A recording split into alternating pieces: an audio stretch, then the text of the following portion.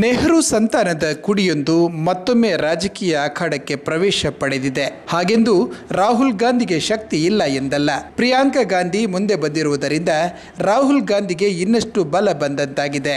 ಆದರೆ ಇದು ಅಸಾಧಾರಣವಲ್ಲ. ಮೋದಿಯ ನಿದ್ದೆ ಕೆಡಿಸಿರುವುದಂತೂ ಸತ್ಯ ಎಂದು ಮಾಜಿ ಕೇಂದ್ರ ಸಚಿವ ಜನಾರ್ದನ ಪೂಜಾರಿ ಪತ್ರಿಕಾಗೋಷ್ಠಿಯಲ್ಲಿ ಹೇಳಿದರು. ಶಕ್ತಿ ಬಂತು ನಮಗೆ.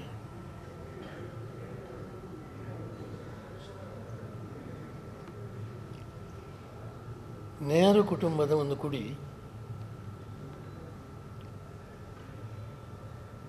ಇವತ್ತು ರಾಜಕೀಯಕ್ಕೆ ಬಂದು ಕಾಂಗ್ರೆಸ್ ಪಾರ್ಟಿಗೆ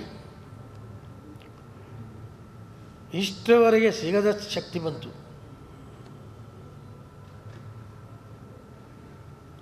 ನೆಕ್ಸ್ಟ್ ಕ್ವಶನ್.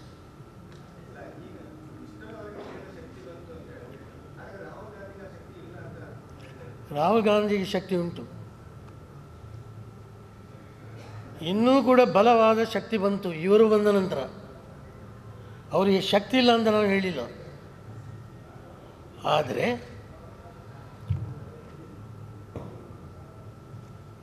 ಮೋದಿಯವರಿಗೆ ನಿದ್ದೆ ಬಾರದ ರೀತಿಯಲ್ಲಿ ಪರಿಸ್ಥಿತಿ ಬಂದಿದೆ. ಈಗ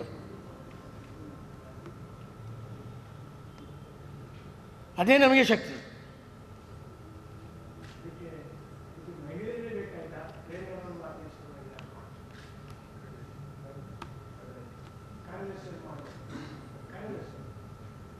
ಮಹಿಳೆಯರು ಬೇಡ ಈ ದೇಶದಲ್ಲಿ.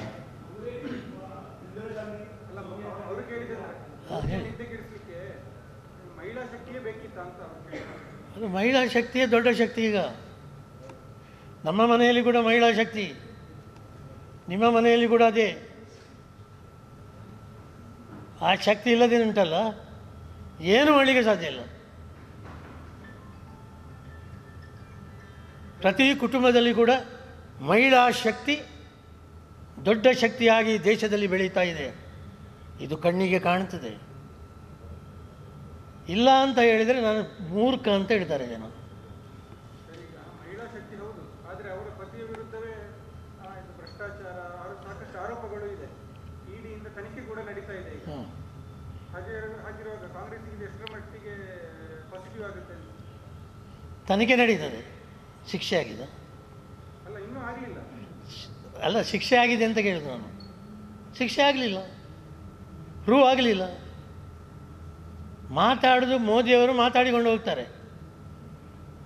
ಮೋದಿಯವರ ಮಾತಾಡಿದೆ ಕಾನೂನು ಆಗುವುದಿಲ್ಲ.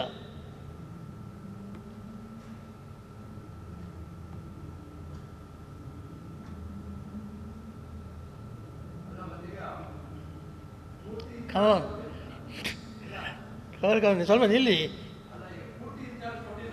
ಯಾರಿಗೆ?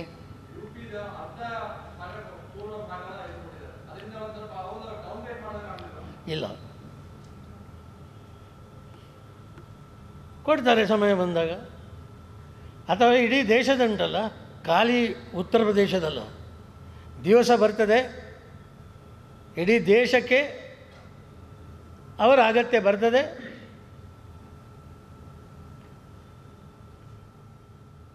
ಅವರಿಗೆ ಸಂಪೂರ್ಣ ಅಧಿಕಾರವನ್ನು ಕೊಡ್ತದೆ ಕಾಂಗ್ರೆಸ್.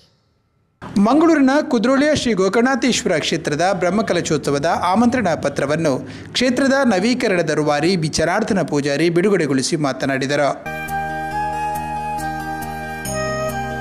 ದೇವಸ್ಥಾನದ ಅಧ್ಯಕ್ಷರಾದ ಎಚ್.ಎಸ್. ಸಾಯಿರಾಮ್, ಸದಸ್ಯರುಗಳಾದ ಊರ್ಮಿಳಾ ರಮೇಶ್, ಪದ್ಮರಾಜ್ ಕೆ.ಆರ್. ಮುಂತಾದವರು ಈ ವೇಳೆ ಹಾಜರಿದ್ದರು.